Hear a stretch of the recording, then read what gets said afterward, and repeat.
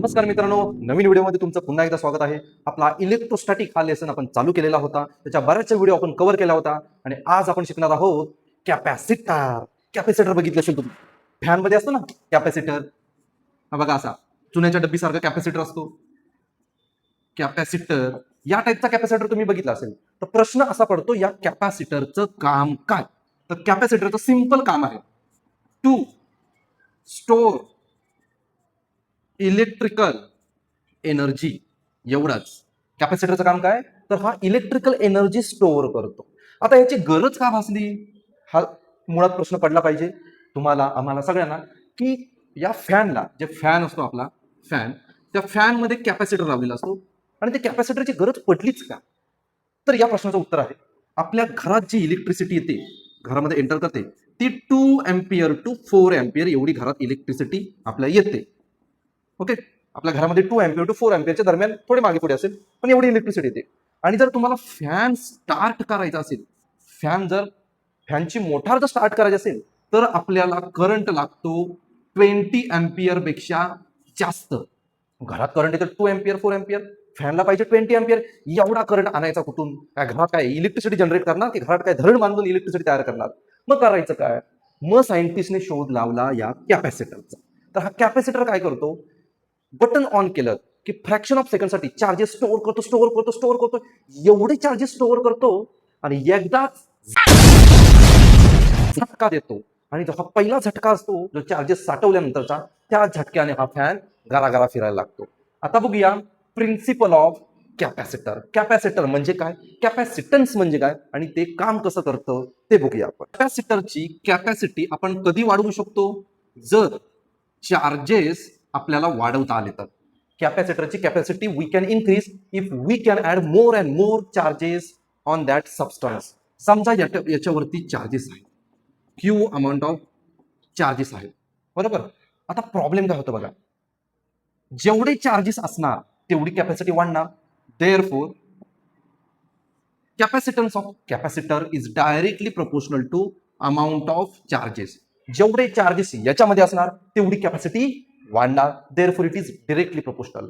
पुढे बघा, समजा तुम्ही अजून एक पॉझिटिव्ह चार्ज आणलात आणि याला जबरदस्तीने याच्यात ऍड करण्याचा प्रयत्न केलात, तर प्रॉब्लेम काय होतो, हे पॉझिटिव्ह चार्ज या पॉझिटिव्ह चार्जला रिपेल करणार.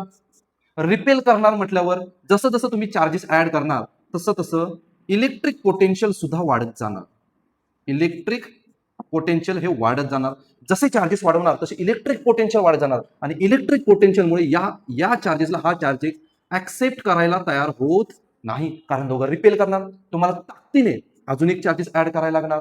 मग जेवढे चार्जेस वाढत जाणार तेवढं इलेक्ट्रिक पोटेन्शियल पण वाढत जाणार. मग इलेक्ट्रिक पोटेन्शियल वाढले तर अजून चार्जेस ऍड करायला तुम्हाला प्रॉब्लेम येणार, कारण हे ओरिजिनल चार्ज या चार्जेसला ऍक्सेप्टच करायला तयार होत नाही, कारण ते रिपेल करतात. त्याच्यामुळे पोटेन्शियल वाढलं की याची चार्जेस स्टोअर करण्याची कॅपॅसिटी ही डिक्रीज होते. Therefore capacity is inversely proportional to electric potential. जेवढा इलेक्ट्रिक पोटेन्शियल वाढत जाणार तेवढी कॅपॅसिटी कमी होत जाणार. या दोघांना तुम्ही समजा कंबाईन केलं तर C is equal to Q divided by V हा झाला कॅपॅसिटन्स किंवा कॅपॅसिटीचा फॉर्म्युला. आणि याचा एसआय युनिट आहे, एसआय युनिट आहे फराड. फराड कॅपॅसिटीचं एसआय युनिट फराड आहे.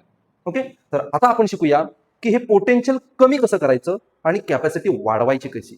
That is principle of capacitor. Principle of capacitor लक्षपूर्वक ऐका. ही आहे metal plate. Okay, actually metal plate ही अशी पाहिजे, काढायला अशी पाहिजे. ओके, अशी मेटल प्लेट असते. या मेटल प्लेटला मी बॅटरी लावतो. आता इथं पॉझिटिव्ह चार्ज आहे, पॉझिटिव्ह चार्ज पलत पलत पलत पलत जाणार आणि ही पूर्ण प्लेट ही तुम्हाला पॉझिटिव्ह चार्ज झालेली दिसणार. पूर्ण प्लेट पुढून बघायचं असेल तर असं फ्रंट व्ह्यू, पूर्ण प्लेट ही पॉझिटिव्ह चार्जने भरलेली असणार आणि ह्या प्लेटचा एरिया आहे ए. ओके, ही प्लेट आहे P1 नावाची प्लेट आहे. अशी बघा, अशी अशी उभी उभी धरले अशी, आणि हा पार्ट तुम्हाला दिसतोय, ऍक्च्युली असा येतो, हा पार्ट तुम्हाला दिसतोय. ह्याला तुम्ही बॅटरी लावली की हा पूर्ण प्लेट ही बघा इथे क्यू अमाऊंट ऑफ चार्जेसने फिल होणार. याचा एरिया आहे ए. मग जर ही प्लेट क्यू अमाऊंट ऑफ चार्जेसने जर भरलेली असेल तर त्याची कॅपॅसिटी इज इक्वल टू जेवढे चार्जेस याच्यामध्ये आहेत आणि त्याचं पोटेन्शियल आहे. समजा मी ही कॅपॅसिटी C1 कन्सिडर करतो. एवढे चार्जेस भरलेत, व्होल्टेज आहे V. आता एक गोष्ट लक्षात ठेवा, जर पॉझिटिव्ह चार्ज असेल तर व्होल्टेज इन्क्रीज होतं आणि निगेटिव्ह चार्जेस असेल तर व्होल्टेज ड्रॉप होतं. ही पण गोष्ट लक्षात ठेवा. ओके, पुढे आपल्याला उपयोगी येईल. समजलं. आता काय करायचं, याच्या बाजूला आपण सेम डायग्राम इथे काढतो. याच्या बाजूला आपण एक दुसरी प्लेट आणायची. आता ही पॉझिटिव्ह चार्जने भरलेली आहे, हे तर तुम्हाला मान्य आहे, बरोबर. आणि प्लेट कुठली आहे, P1. याच्या बरोबर अपोजिट साईडला तुम्ही दुसरी प्लेट आणायची. दुसरी प्लेट आहे P2 आणि जेवढा एरिया याचा आहे तेवढाच एरिया याचा, जेवढा पत्रा इथं लावणार तेवढाच पत्रा इथं घ्यायचा. आता काय होणार बघा, तर ही प्लेट स्टार्टिंगला न्यूट्रल असणार. ही प्लेट स्टार्टिंगला न्यूट्रल असणार. न्यूट्रल म्हणजे काय, पॉझिटिव्ह आणि निगेटिव्ह चार्जेस हे पोलराइज नाही आहेत, हे मिक्स आहेत, रॅन्डमली ओरिएंटेड आहेत, म्हणजे ते न्यूट्रल आहे.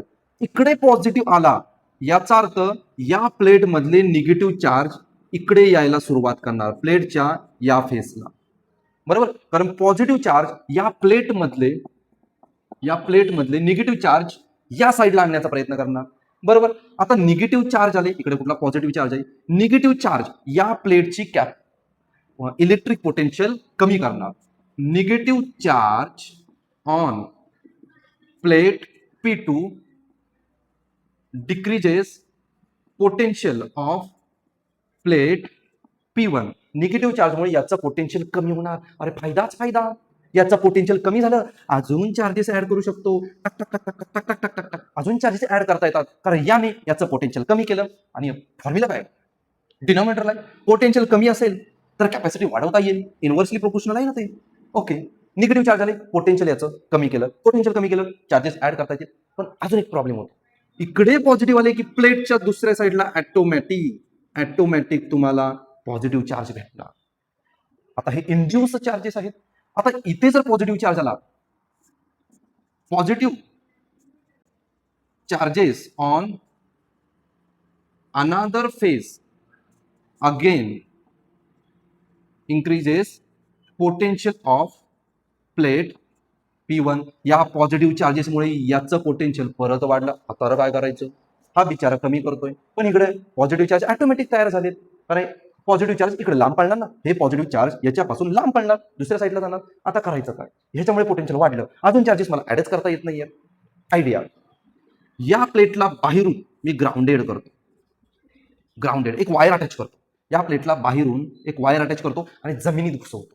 का जमिनीत घुसवतो, कारण हे चार्जेस पलत पलत पलत पलत पलत पलत जाऊन सगळे कुठे जाणार, जमिनीत जाणार. हे बघा, चार्जेस गेले निघून, चार्जेस सगळे गेले ग्राउंडेड, राहिले कुठले, निगेटिव्ह. म्हणजे निगेटिव्ह राहिलं तर ह्याचा पोटेन्शियल परत वाढणार.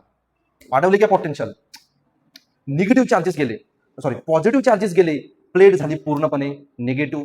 प्लेट पूर्णपणे निगेटिव्ह झाल्यामुळे याचं पोटेन्शियल ड्रॉप होणार. मी तर सांगितलंय, निगेटिव्ह असेल तर पोटेन्शियल ड्रॉप होतो. या निगेटिव्ह चार्जेसमुळे प्लेट P1चं पोटेन्शियल डाऊन झालं, अजून चार्जेस ऍड करता येतील. आता प्लेट P1चं C2 चार्जेस तेवढे, पोटेन्शियल किती आलं नवीन, V1. आता विचार करून सांगा, कॅपॅसिटी वाढली की डिक्रीज झाली, कॅपॅसिटी आता वाढली. Therefore C2 is greater than C1. कारण आता नवीन पोटेन्शियल असणार ते कमी असणार आहे. हे पहिलं जास्त होतं, एकमेकातून मायनस केलं की ह्याची कॅपॅसिटी ऑटोमॅटिक वाढली. That is the principle of capacitor. पुढच्या व्हिडिओमध्ये आपण capacitor in parallel, capacitor in sequence बघूया. तोपर्यंत स्टडी.